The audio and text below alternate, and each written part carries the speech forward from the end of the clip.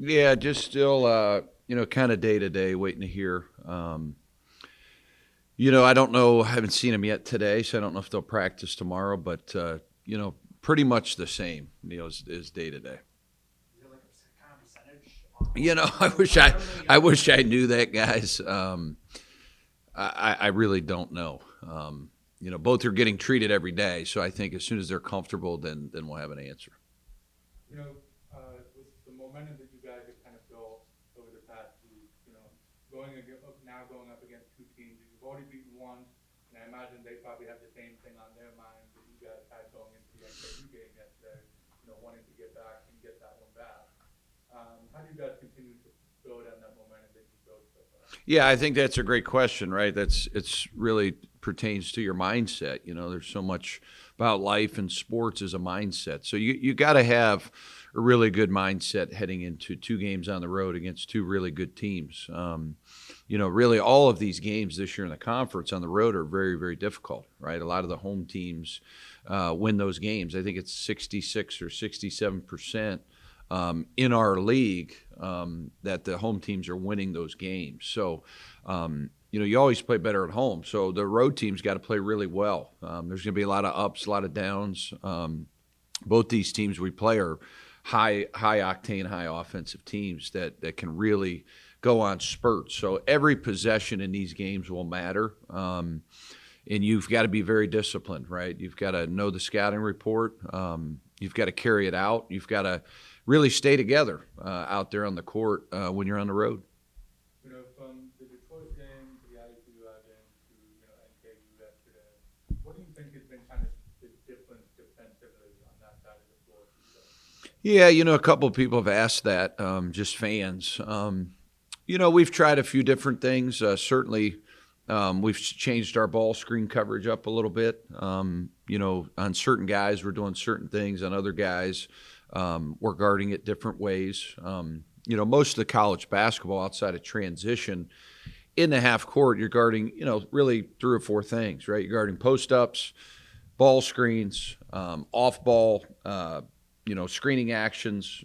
So there's a million ways strategically you can do it. Why I think we're doing it pretty good is we're connected. Our defense is really connected. The kids are covering up and helping each other. If one guy makes a mistake, another guy's there to help them out. I looked this morning. I think we're still trailing Green Bay by like 1 point. We're giving up 68 points a game defensively. We're averaging 82. So, we're pretty balanced on both sides. I think when you go on the road, your defense, it's got to start and end with your defense. So we got to know where Trey Calvin is. He's coming off a player of the week. We got to know Tanner is a heck of a player. Brandon Noel, A.J. Braun. There's many guys on their team. They're scoring 92. So the defense has got to be really connected. You guys, earlier in this year, you experimented a little bit with, going kind of man. At times, you maybe brought a little bit of pressure as well, but I know primarily you guys are more of a zone team.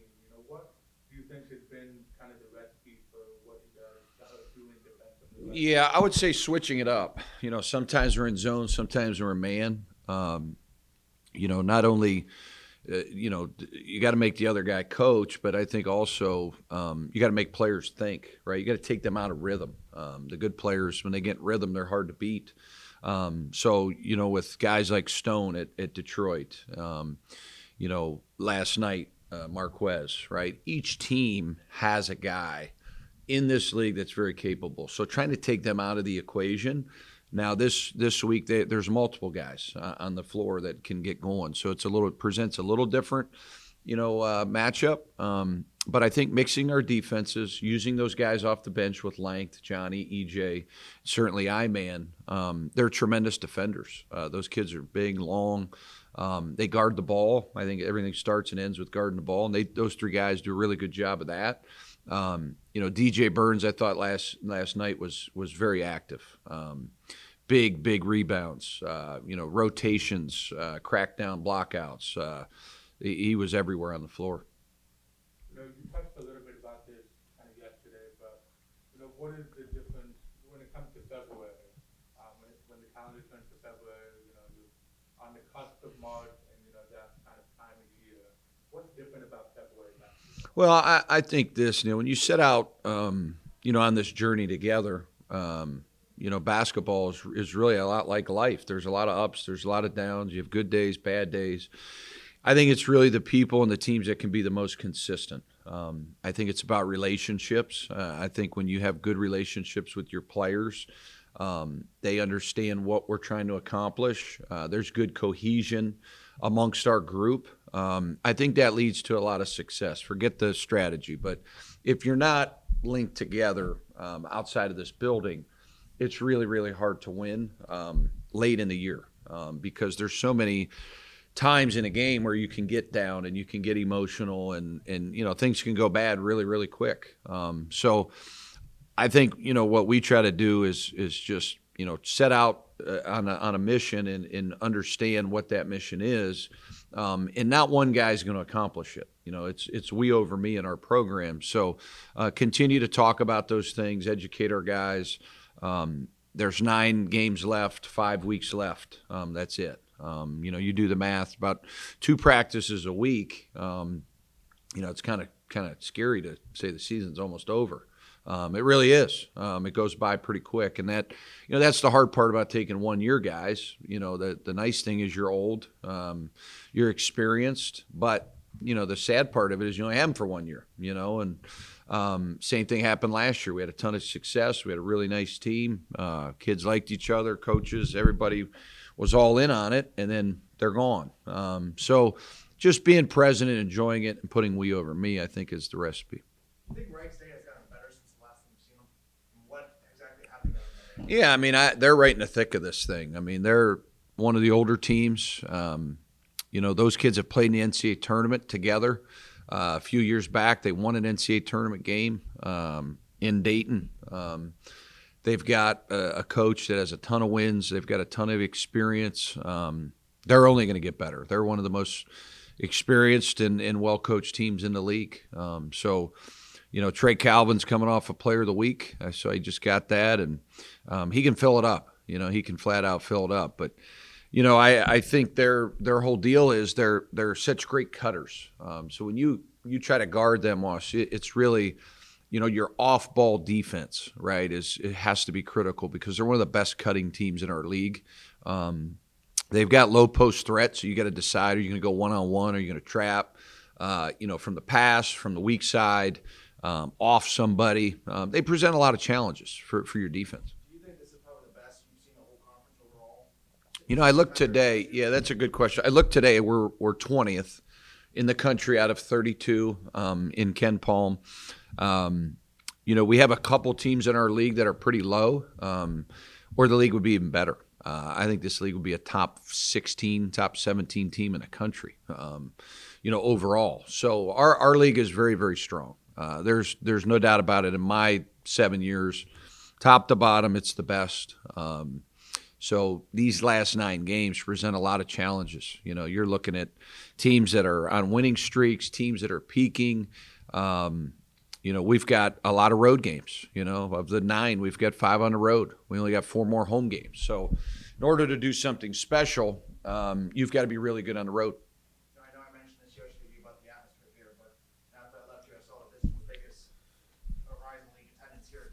What's that mean to you, the program in the city of Youngstown? It means a lot to me. I think for our city, I think it's really good. I think for our university, it's really exciting, right? There's a lot that comes with winning and bringing people together. Not just revenue, but obviously you've got a lot of things, right? You've got parking, you've got concessions, you've got the tickets.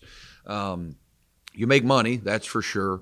But I think just giving kids a great experience, a night out with their family, to watch their team, right? We're their team. To me, that's a really special thing. And then our diehards, the ones that go to every radio show, the ones that have been season ticket holders for 30 years, to see them smile, to see the pride that they have, waiting on the team afterwards, the number of people that wait around and talk to our players and show them appreciation and vice versa. I think it's really neat. I think we've went from a program that, went through some struggles in our early years, no doubt about it. We figured it out.